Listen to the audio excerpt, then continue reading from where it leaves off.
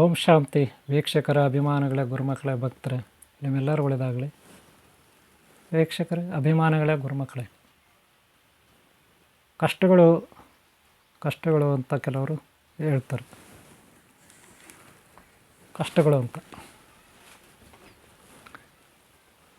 ಕಷ್ಟಗಳು ಅಂದರೆ ಸಮಸ್ಯೆಗಳು. ಒಬ್ಬೊಬ್ಬರಿಗೆ ಒಂದೊಂದು ಸಮಸ್ಯೆ, ನಾನಾ ರೀತಿಯ ಸಮಸ್ಯೆಗಳು, ನಾನಾ ರೀತಿಯ ಸಮಸ್ಯೆಗಳು. ಇದನ್ನು ಹೇಳ್ಕೊಂಡು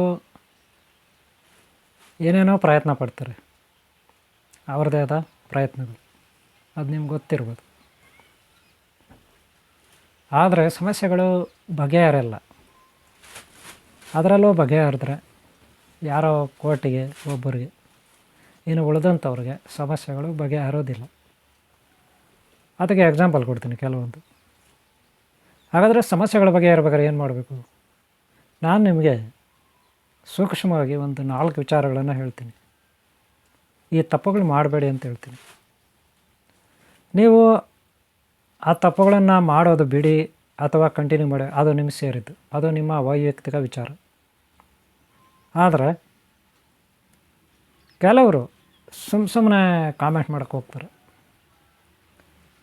ಇವರೇನು ಹಿಂಗೆ ಮಾತಾಡ್ತಾರೆ, ಇವರೇನು ಹಿಂಗೆ ಹೇಳ್ತಾರೆ, ಇವರೇನು ಸತ್ಯ ಹರಿಶ್ಚಂದ್ರ ಮೊಮ್ಮಗನ, ಈ ರೀತಿ ಎಲ್ಲ ಕೇಳ್ತಾರೆ. ಕೆಟ್ಟ ಕಾಮೆಂಟ್ಗಳು ಬರ್ತಾರೆ. ದಯವಿಟ್ಟು ಆ ರೀತಿ ಬರೆಯುವ ಮನಸ್ಥಿತಿ ನಿಮ್ಮಲ್ಲಿದ್ದರೆ ಇವಾಗೇ ಬ್ರೇಕ್ ಆಗಿಬಿಡಿ, ಈ ವಿಡಿಯೋ ನೋಡಬೇಡಿ. ಇಲ್ಲ, ನಾವು ತಪ್ಪನ್ನು ತಿದ್ಕೊಳ್ಳೋಕೆ ಪ್ರಯತ್ನ ಪಡ್ತೀವಿ, ಮನಸ್ಸಾಕ್ಷಿ ಇದೆ, ನಮಗೆ ಆತ್ಮಸಾಕ್ಷಿ ಇದೆ ಅನ್ನೋದಾದರೆ ಈ ವಿಡಿಯೋನ ಕಂಟಿನ್ಯೂ ಮಾಡಿ. ಇಲ್ಲ, ನೀನು ಯಾರು ಹೇಳೋಕ್ಕೆ, ಈ ವಿಷಯ ನಮಗೆ ಯಾಕೆ, ಇದೆಲ್ಲ ಯಾಕೆ ಕಂಠಪುರಾಣ, ನೀವು ಮಾಡೋಕ್ಕೆ ಕೆಲಸ ಅಲ್ಲ, ಈ ರೀತಿ ಕೆಟ್ಟ ಕಾಮೆಂಟುಗಳು ಮಾಡೋಕ್ಕೆ ಹೋಗಬೇಡಿ. ಆ ರೀತಿ ಮಾಡೋದಾದರೆ ಮುಂದೆ ಅದಕ್ಕೆ ತಕ್ಕ ಪರಿಣಾಮ ಇದ್ದೇ ಇರುತ್ತೆ. ಇದನ್ನು ನಾನು ಎಚ್ಚರಿಸ್ತಾ ಇದ್ದೀನಿ. ಅದಕ್ಕೆ ಹೇಳ್ತಿರೋದು, ವ್ರತ ಶಿಕ್ಷೆಗೆ ಒಳಗಾಗೋದು, ವ್ರತ ತಪ್ಪು ಮಾಡೋದು ಅದು ಮೂರ್ಖತನ. ನೀವು ಒಳ್ಳೆಯವರಾಗಿದ್ದರೆ, ಗುರುಗಳನ್ನು ಭಯ ಭಕ್ತಿದ್ರೆ, ದೇವರು ಅನ್ನೋದಾದರೆ ಈ ವಿಡಿಯೋನ ಕಂಟಿನ್ಯೂ ಮಾಡಿ. ನಿಮ್ಗೆ ಯಾವುದೇ ತೊಂದರೆ ಇಲ್ಲ, ಇದರಿಂದ ನಿಮ್ಗೆ ಉಪಯೋಗ ಆಗುತ್ತೆ. ಇಷ್ಟು ಮಾತ್ರ ಹೇಳ್ತಾ ಈ ವಿಡಿಯೋನ ನಾನು ಕಂಟಿನ್ಯೂ ಮಾಡ್ತಾಯಿದ್ದೀನಿ. ಈ ವಿಡಿಯೋನ ಲಾಸ್ಟ್ವರೆಗೂ ನೋಡಿ. ನೀವು ಒಳ್ಳೆಯವರೋ ಕೆಟ್ಟವರು ಪ್ರಾರಂಭದಲ್ಲಿ ಅದು ಅವ್ರವ್ರಿಗೆ ಗೊತ್ತು, ಬೇರೆಯವ್ರಿಗೆ ಗೊತ್ತಾಗಲ್ಲ. ಅದರ ಕಷ್ಟಗಳಿರುತ್ತಲ್ಲ, ಇದು ಯಾರಿಗೆ ಹೇಳ್ತೀರಾ? ನೀವು ಗೊಂದಲದಲ್ಲಿ ಸಿಕ್ಕಾಕೊಂಡಿರ್ತೀರ. ಗೊಂದಲ ಅಂದ್ರೆ ಏನು? ತಿಳುವಳಿಕೆ ಇರೋದೋ ಇಲ್ಲದೆ ಇರೋದು, ಗೊತ್ತಿದ್ದೋ ಗೊತ್ತಿಲ್ಲದೋ ನಾವು ತಪ್ಪುಗಳು ಮಾಡ್ತೀವಿ, ಪಾಪಗಳು ಮಾಡ್ತೀವಿ. ಆವಾಗ ಕಷ್ಟಗಳು ನಮ್ಮನ್ನು ಹಿಂಬಾಲಿಸ್ತವೆ. ನಾವೆಷ್ಟೇ ಆ ಕಷ್ಟಗಳಿಂದ ತಪ್ಪಿಸ್ಕೊಳ್ಳೋ ಪ್ರಯತ್ನ ಪಟ್ಟರೂ ಪರಿಹಾರ ಆಗಲ್ಲ. ಇದಕ್ಕೆ ಕಾರಣ ಏನು? ಕಾರಣ ಏನು ಹೇಳಿ? ಅದಕ್ಕೆ ಒಂದು 5 ಕಾರಣ ಇರುತ್ತೆ. ಒಂದು, ನಮ್ಮ ಪೂರ್ವಿಕರು ಮಾಡಿದ ಪಾಪದ ಫಲ ಇರ್ಬೋದು. ಪೂರ್ವಿಕರು ಅಂದರೆ ಯಾರು? ತಾತ ಮುತ್ತಾತ. ಅವ್ರು ಮಾಡಿದ್ದು ನಮಗೆ ಒಕ್ಕರ್ಸ್ಕೊಳ್ತದೆ. ವಂಶ ಪರಂಪರವಾಗಿ ಅವರ ಮಕ್ಕಳಿಗೆ ಲಾಸ್ಟ್ಗೆ ನಮಗೆ ಒಕ್ಕರ್ಸ್ಕೊಳುತ್ತೆ. ಆಮೇಲೆ ನಮ್ಮ ಮಕ್ಕಳಿಗೆ ಒಕ್ಕರ್ಸ್ಕೊಳ್ತದೆ. ಇದು ಒಂದು ಕರ್ಮಫಲ ಅಂತಾರೆ. ಇದು ಹಿಂಬಾಲಿಸೋದು ಕರ್ಮಗಳು. ಗೊತ್ತಾಯ್ತಲ್ಲ? ಎರಡನೇದು, ಆಕಸ್ಮಿಕವಾಗಿ ನಿಮ್ಗೆ ಗೊತ್ತಿಲ್ಲದೆ ಮಾಡೋಂಥ ತಪ್ಪುಗಳು. ಗೊತ್ತಿಲ್ಲದೆ ಪಾಪ, ಏನೋ ಗೊತ್ತಿಲ್ಲ, ಆಕಸ್ಮಿಕ ತಪ್ಪುಗಳು, ಎಷ್ಟೋ ತಪ್ಪುಗಳು ಆಗಿಬಿಡ್ತದೆ. ಇದು ಮೂರನೇದು, ಈ ತಪ್ಪು ಮಾಡಬಾರ್ದಂತ ಗೊತ್ತಿದ್ದರೂ ಕೂಡ ಏನು ಬಿಡು, ಎಲ್ಲರೂ ಮಾಡ್ತಾರೆ, ನಾವು ಮಾಡೋಣ, ಎಲ್ಲರೂ ಮಾಡ್ತಾರಲ್ಲ, ಹಿಂಗೆ ತಾನೇ ಎಲ್ಲರೂ ಜೀವನ ಮಾಡೋದು, ಎಲ್ಲರೂ ಹಿಂಗೆ ತಾನೇ ಇರೋದು, ಈ ರೀತಿ ಒಂದು ಮೃದು ಧೋರಣೆ ಅಥವಾ ತಿಳಿಗಾಡಿತನ ಅಂತಾರೆ ಇದನ್ನು. ಮೂರನೇದು. ಇನ್ನು 4ನೇದು ಯಾವುದು? ನೀವು ಪಾಪಗಳು ಮಾಡಿಲ್ಲ, ತಪ್ಪು ಮಾಡಿಲ್ಲ, ತಿಳಿಗಾಡಿತನ ಅಲ್ಲ, ನೀವು ಒಳ್ಳೆಯವರೇ. ಆದರೆ ನಿಮ್ಮ ಅಕ್ಕಪಕ್ಕ ಇರ್ತಾರಲ್ಲ, ಅವ್ರ ಹತ್ರ ನೀವು ಏಕ್ತಾ ಇರ್ತೀರ, ಅವ್ರು ಮಾಡಿದ ತಪ್ಪುಗಳು ನಿಮ್ಮ ತಲೆ ಮೇಲೆ ಬರ್ತದೆ. ಇದು 4ನೇದು. ಈಗ 5ನೇದು ಯಾವುದು? ನಿಮ್ಮನ್ನು ಪರೀಕ್ಷೆ ಮಾಡಲಿಕ್ಕೆ ಗುರುಗಳು, ದೇವರು ಕೊಡ್ತಕ್ಕಂಥ ಕಷ್ಟಗಳು. ಆ ಕಷ್ಟಗಳು ನೀವು ಸಹಿಸ್ಕೊಳ್ಳೋಕ್ಕೆ ತಾಳ್ಮೆ ಇಲ್ಲ ಅಂದರೆ, ವಿವೇಚನೆ ಇಲ್ಲ ಅಂದರೆ, ಸಮಯ ಪ್ರಜ್ಞೆ ಇಲ್ಲ ಅಂದರೆ, ನೀವು ಆತ್ಮಶಕ್ತಿ ಕಳ್ಕೊಬಿಟ್ರೆ ಅವಾಗ ತಪ್ಪುಗಳು ಮಾಡ್ತೀರ. ಈ ರೀತಿ 5 ತಪ್ಪುಗಳನ್ನು ಒಬ್ಬ ವ್ಯಕ್ತಿ ಮಾಡ್ತಾನೆ. ಸರಿ, ಇದರಲ್ಲಿ ಯಾವ್ಯಾವುದು ಅಂತ ನೋಡೋಣ. ನೋಡಿ, ಮೊದಲನೇದಾಗಿ ಮಾಂಸದ ಅಂಗಡಿಗಳನ್ನು ಇಟ್ಟಿರ್ತಾರೆ. ಮಾಂಸದ ಅಂಗಡಿಗಳನ್ನು ಎಲ್ಲಿಟ್ಟಿರ್ತಾರೆ? ಒಳ್ಳೆಯವರೇ ಪಾಪ ಅವರು. ಅಯ್ಯಪ್ಪ ಸ್ವಾಮಿ ಮಾಲೆ ಹಾಕಿರ್ತಾರೆ, ಓಂ ಶಕ್ತಿ ಮಾಲೆ ಹಾಕಿರ್ತಾರೆ, ಇನ್ಯಾವುದೋ ಗುರುದೀಕ್ಷೆ ತಗೊಂಡಿರ್ತಾರೆ, ರುದ್ರಾಕ್ಷ ಹಾಕ್ಕೊಂಡಿರ್ತಾರೆ. ಆದರೂ ಮಾಂಸದ ಅಂಗಡಿಗಳಿರ್ತದೆ. ಅಂಥವ್ರದ್ದು ನೋಡಿದ್ದೀನಿ, ನಾನು ಕಣ್ಣಾರೆ ನೋಡಿದ್ದೀನಿ. ಮಾರಾಟ ಮಾಡ್ತಾರೆ. ಸರಿ, ಮಾಂಸ ಇಲ್ಲಿ ಯಾರು ಪಾಪ ಮಾಡ್ತಾರೆ, ಯಾರು ಪಾಪಿಗಳಾಗ್ತಾರೆ ಅವ್ರಿಗೆ ಮುಂದೆ ನರಕ ಇದ್ದೇ ಇರುತ್ತೆ. ಅದಕ್ಕೆ ಯಾವುದೇ ದೇವಸ್ಥಾನ ಆಗಲಿ, ಮಸೀದಿ ಆಗಲಿ, ಮಠ ಆಗಲಿ ಭಯಭಕ್ತಿಯಿಂದ ಇರಬೇಕು.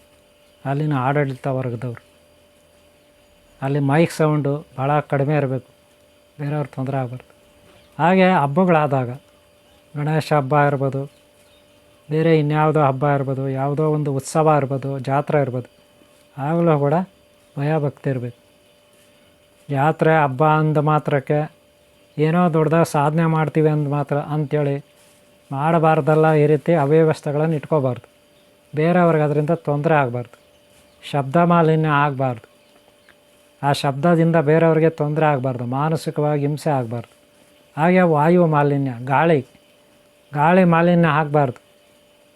ಈ ರಾಜಕೀಯದವರು ಬೇರೆಯವರು ಸ್ಟ್ರೈಕ್ಗಳು ಮಾಡ್ತಾರೆ. ಈ ಸ್ಟ್ರೈಕ್ಗಳು ಮಾಡೋವಾಗ, ಬಂದ್ ಮಾಡೋವಾಗ ಸರ್ಕಲ್ಗಳಲ್ಲಿ ಈ 2 ವೀಲರು 4 ವೀಲರು ಆ ಚಕ್ರಗಳಿರುತ್ತಲ್ಲ, ಟೈರ್ ಚಕ್ರಗಳು ಬೆಂಕಿ ಹಚ್ಚುತ್ತಾರೆ, ಪಟಾಕಿಗಳು ಹಚ್ತಾರೆ. ಇದೆಲ್ಲ ಏನು? ವಾಯು ಮಾಲಿನ್ಯ. ಯಾರಪ್ಪನ ಆಸ್ತಿ ಇದು?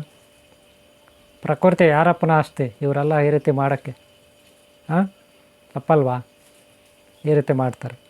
ಇದರಿಂದ ಪಾಪಕರ್ಮಗಳು ತಲೆ ಮೇಲೆ ಹೇಳ್ಕೊತಾರೆ. ತಿಥಿಗಳು ಮಾಡ್ತಾರೆ. ಯಾರೋ ಸತ್ತೋಗ್ಬಿಟ್ರೆ ತಿಥಿಗಳು ಮಾಡ್ತಾರೆ. ಸತ್ತಾಗ್ಬಿಟ್ರೆ ಪಟಾಕಿಗಳು ಹಚ್ತಾರೆ. ಇದೆಲ್ಲ ಏನು? ಪಟಾಕಿ ಹೇಳಿಸ ಅಲ್ಲಿ ಎಷ್ಟು ಧೂಳು ಹೇಳುತ್ತೆ, ಹೊಗೆ ಬರುತ್ತೆ, ಶಬ್ದ ಮಾಲಿನ್ಯ ಆಗುತ್ತೆ, ವಾಯು ಮಾಲಿನ್ಯ ಆಗುತ್ತೆ. ಅದೇ ದಾನ ಧರ್ಮ ಮಾಡೋಕ್ಕೆ ಇವರಿಗೆ ಕೈಗಳು ಬರೋದಿಲ್ಲ. ಈ ರೀತಿ ದುಂದು ವೆಚ್ಚ ಮಾಡೋಕ್ಕೆ, ವೇಸ್ಟ್ ಮಾಡೋಕ್ಕೆ ಕೈ ಬರುತ್ತೆ. ಆವಾಗಲೂ ಪ್ರಕೃತಿಗೆ ಹಿಂಸೆ, ಬೇರೆಯವ್ರಿಗೆ ಹಿಂಸೆ. ನಾನು ಹೇಳೋದಿಷ್ಟೇ, ತಪ್ಪುಗಳನ್ನು ತಿದ್ಕೋಬೇಕು. ಯಾರಾಗಲಿ ತಪ್ಪುಗಳನ್ನು ಯಾವಾಗ ತಿದ್ಕೊಳ್ಳೋದು ಆವಾಗ ಕಷ್ಟಗಳು ಒಕ್ಕರ್ಸ್ಕೊತವೆ. ಏನೇನು ಒಕ್ಕರ್ಸ್ಕೊತವೆ? ರೋಗಗಳು, ಮಕ್ಕಳು ಮರೆ ಅಥವಾ ಗಂಡ ಹೆಂಡತಿ ಇನ್ಯಾರೋ ಆಕ್ಸಿಡೆಂಟ್ಗಳು, ತಮ್ಮ ಶರೀರಗಳೆಲ್ಲ ಅವಯವಗಳು, ಕಿಡ್ನಿನೋ ಹೃದಯನೋ ಇನ್ನೊಂದು ಮತ್ತೊಂದು ಫೈಲರ್ಗಳು ಹಾಸ್ಪಿಟಲ್ಸ್ ಇರೋದು.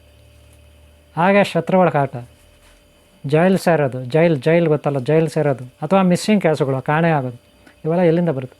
ಒಟ್ಟಾರೆ ಕಷ್ಟಗಳು, ವ್ಯಾಪಾರ ಇನ್ನೊಂದು ಮತ್ತೊಂದು ನಷ್ಟ, ಇದರಿಂದ ಎಲ್ಲಿಂದ ಬರುತ್ತೆ? ಮಾಡಬಾರ್ದು ಕೆಲಸಗಳನ್ನು ಮಾಡ್ತಾಯಿದ್ರೆ, ಪಾಪಕರ್ಮಗಳನ್ನು ದಿನಾ ತಲೆ ಮೇಲೆ ಹೊತ್ಕೋತಾ ಇದ್ದರೆ, ಅಷ್ಟೇ ಅಲ್ಲ ಆಫೀಸುಗಳಲ್ಲಿ ಲಂಚ ಕೇಳೋದು. ಅಮಾಯಕರು, ಬಡವರು, ಹಣ ಇರಲ್ಲ, ಕಷ್ಟದಲ್ಲಿರ್ತಾರೆ ಪಾಪ. ಎಷ್ಟೋ ಜನ ಅವ್ರಿಗೇನೋ ಒಂದು ಆಫೀಸಲ್ಲಿ ಕೆಲಸ ಆಗಬೇಕು, ಏನೋ ಒಂದು ಪೊಲೀಸ್ ಸ್ಟೇಷನಲ್ಲಿ ಕೆಲಸ ಆಗಬೇಕು, ಏನೋ ಒಂದು ಆಸ್ಪತ್ರೆಯಲ್ಲಿ ಕೆಲಸ ಆಗಬೇಕು. ಆ ಕೆಲಸ ಪಾಪ ಅವ್ರದ್ದು ಆಗಬೇಕು. ಅಲ್ಲಿ ಹೋದರೆ ಎಲ್ಲ ಪೀಕ್ಕೊಂಡು ತಿಂತಾರೆ. 99% ಪೀಕ್ಕೊಂಡು ತಿನ್ನೋರೆ. ಯಾರೋ ಒಬ್ಬರು ಒಳ್ಳೆಯವರು, ಪ್ರಾಮಾಣಿಕರು. ಪಾಪಕರ್ಮಗಳು ಮಾಡ್ತಾರೆ. ನನಗಿಂತ ಬಲಾಢ್ಯ ಯಾರಿಲ್ಲ ಅಂತ, ನನ್ನನ್ನು ಯಾರು ಏನೂ ಮಾಡೋಕ್ಕಾಗಲ್ಲ ಅಂತ. ಆದರೆ ಲಾಸ್ಟ್ಗೆ ದುರ್ಗತಿ ತಪ್ಪಿದ್ದಲ್ಲ, ಕಟ್ಟಿಟ್ಟ ಬುತ್ತಿ. ಈ ಕಷ್ಟಗಳಿಂದ ಮುಕ್ತಿ ಆಗ್ಲಿಕ್ಕೆ ಆಮೇಲೆ ಇನ್ನೊಂದು ಥರ ಪ್ಲ್ಯಾನ್ಗಳು ಮಾಡ್ತಾರೆ. ಯಾರೋ ನಮ್ಮಂಥ ಸ್ವಾಮೀಜಿಗಳ ಹತ್ರ ಬರ್ತಾರೆ, ಇನ್ನೆಲ್ಲೋ ದೇವಸ್ಥಾನ ಹತ್ರ ಹೋಗ್ತಾರೆ, ಇನ್ನೆಲ್ಲೋ ಮಂತ್ರವಾದಿಗಳ ಹತ್ರ ಹೋಗ್ತಾರೆ, ಇನ್ನೆಲ್ಲೋ ಹೋಗ್ತಾರೆ. ಏನಕ್ಕೆ? ಆ ಕಷ್ಟಗಳಿಂದ ಹೊರಗೆ ಅವಾಗೂ ದುಡ್ಡು ಖರ್ಚು ಮಾಡೋದು ಅಲ್ವಾ? ಸಾಲಗಳು ಬೇರೆ ಹೊತ್ಕೊಂಡಿರ್ತಾರೆ, ರೋಗಗಳು ಬೇರೆ ಇರುತ್ತೆ, ಮನೆಯನ್ನೆಲ್ಲ ಯಾರನ್ನೋ ಕಳ್ಕೊಂಡಿರ್ತಾರೆ, ಮಿಸ್ಸಿಂಗ್ ಆಗಿರ್ತಾರೆ, ಇಲ್ಲ ಆಕ್ಸಿಡೆಂಟ್ಗಳಾಗಿರುತ್ತೆ. ಇನ್ಯಾರೋ ಶತ್ರುಗಳ ಕಾಟ, ಸಾಲ ಬದ್ದು, ಇನ್ನೇನೋ ಆಗಿರ್ತದೆ, ಯಾರೋ ವಂಚನೆ ಮಾಡಿರ್ತಾರೆ, ಕಳ್ತನ ಮಾಡ್ಕೊಂಡು ಹೋಗಿರ್ತಾರೆ, ಏನೇನೋ ಕಷ್ಟಗಳೊಳಗಾಗಿರ್ತಾರೆ. ಒಟ್ಟಿನಲ್ಲಿ ಇದಕ್ಕೆಲ್ಲ ಕಾರಣ ಏನು? ತಾವು ಮಾಡಿದ ಪಾಪಕರ್ಮಗಳು. ಅದಕ್ಕೆ ನಾನು ಹೇಳೋದಿಷ್ಟ, ಶಬ್ದ ಮಾಲಿನ್ಯ, ಪ್ರಕೃತಿನಲ್ಲಿ ಶಬ್ದ ಮಾಲಿನ್ಯ ಮಾಡಬೇಡಿ. ನೀವು ದಯವಿಟ್ಟು ಹೇಳ್ತೀನಿ, ನಿಮ್ಮ ಮನೆಯಲ್ಲೇ ಮೊಬೈಲ್ ಆಗಲಿ, ಟಿ ವಿ ಆಗಲಿ, ರೇಡಿಯೋ, ಏನೋ ಒಂದು ಸೌಂಡ್ ಸಿಸ್ಟಮ್ ಇದ್ದರೂ ನಿಮ್ಮ ಮನೆಯಾಗ ಮಾತ್ರ ಹಾಕ್ಕೊಳ್ಳಿ. ನಿಮ್ಮ ಮನೆಯಲ್ಲಿ ಎಷ್ಟು ಕೇಳಿಸ್ಬೇಕು ನಿಮ್ಗೆ ಅಷ್ಟು ಮಾಡ್ಕೊಳ್ಳಿ. ಬೇರೆಯವರಿಗೆ ನಿಮ್ಮ ಸೌಂಡಿಂದ ಅವ್ರಿಗೆ ತೊಂದರೆ ಆಗಬಾರ್ದು. ನಿಮ್ಮ ಮನೆಯಲ್ಲಿ ಮಲ್ಕೊಂಡಿರ್ತಾರೆ, ಕೆಲವ್ರು ನಿದ್ದೆ ಮಾಡ್ತಾರೆ, ಅವ್ರಿಗೂ ನೀವು ತೊಂದರೆ ಮಾಡಬಾರ್ದು. ಶಬ್ದ ಮಾಲಿನ್ಯ ಆಗಬಾರ್ದು. ನಿದ್ರೆ ಮಾಡೋರಿಗೆ ಒಂಚೂರು ಡಿಸ್ಟರ್ಬ್ ಮಾಡಬಾರ್ದು. ವೀಕ್ಷಕರೇ, ನಿಮ್ಮಿಂದ ಯಾರಿಗೂ ತೊಂದರೆ ಆಗಬಾರ್ದು, ಹಾಗೆ ಬೇರೆಯವರಿಂದನೂ ನಿಮಗೂ ತೊಂದರೆ ಆಗಬಾರ್ದು. ನಿಜ. ಅಕ್ಕಪಕ್ಕ ಮನೆಗಳವರು ಯಾರೇ ತೊಂದರೆ ಮಾಡಿದ್ರು,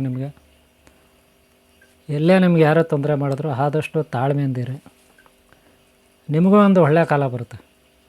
ನೀವು ಮಾಡಿದ ಪುಣ್ಯ ಫಲಗಳ ಆಧಾರದ ಮೇಲೆ ನಿಮಗೆ ಯಾವುದೋ ಒಂದು ಸ್ವರ್ಗ, ಕೈಲಾಸ, ವೈಕುಂಠ, ಸತ್ಯಲೋಕ ಯಾವುದೋ ಒಂದು ನಿಮಗೆ ಸಿಗುತ್ತೆ. ಇದರಲ್ಲಿ ಡೌಟ್ ಬೇಡ. ಪಾಪ ಮಾಡಿದವರು ಖಂಡಿತ ಶಿಕ್ಷೆ ಅನುಭವಿಸ್ತಾರೆ, ಪುಣ್ಯ ಮಾಡಿದವರು ಖಂಡಿತ ಒಳ್ಳೆಯ ಫಲಗಳನ್ನು ಮುಂದೆ ನೋಡ್ತಾರೆ, ಅನುಭವಿಸ್ತಾರೆ. ಗೊತ್ತಾಯ್ತಲ್ಲ? ಕೆಟ್ಟವ್ರಿಗೆ ಬೇಗನೆ ಸುಖ ಸಿಗುತ್ತೆ, ಒಳ್ಳೆಯವ್ರಿಗೆ ಸ್ವಲ್ಪ ಲೇಟ್ ಆಗುತ್ತೆ, ಅಷ್ಟೇ ವ್ಯತ್ಯಾಸ. ಓಕೆ, ನಿಮ್ಗೆ ಒಳ್ಳೆಯದಾಗಲಿ. ಹಾಗೆ ಹಿಂದಿನ ಭಾಗಗಳು ನೋಡಿ, ಮುಂದಿನ ಭಾಗಗಳು ನೋಡಿ, ಹಾಗೆ ಸಬ್ಸ್ಕ್ರೈಬ್ ಆಗಿಲ್ಲ ಅಂದರೆ ಹಾಕ್ಕೊಳ್ಳಿ. ಒಳ್ಳೆಯದಾಗಲಿ ನಿಮಗೆ. ಗುರು ದೈವ ಆಶೀರ್ವಾದ ಶಾಶ್ವತ ನಿಮಗಿರಲಿ. ಅವರ ಸಹಾಯ ಸಹಕಾರ ನಿಮಗಿರಲಿ. ನಿಮ್ಮ ಜೀವನದಲ್ಲಿ ಸದಾ ಅಭಿವೃದ್ಧಿ, ಆರೋಗ್ಯ ಇದೆಲ್ಲ ಇರಲಿ. ನಿಮ್ಮೆಲ್ಲರೂ ಒಳ್ಳೆಯದಾಗಲಿ. ಈ ವಿಡಿಯೋ ಮುಗಿಸ್ತಾ ಇದ್ದೀನಿ. ಇಷ್ಟ ಆದ್ರೆ ಒಂದು ಲೈಕ್ ಮಾಡಿ, ಮರಿಬೇಡಿ. ಓಂ ಶಾಂತಿ, ಓಂ ಶಾಂತಿ, ಓಂ ಶಾಂತಿ.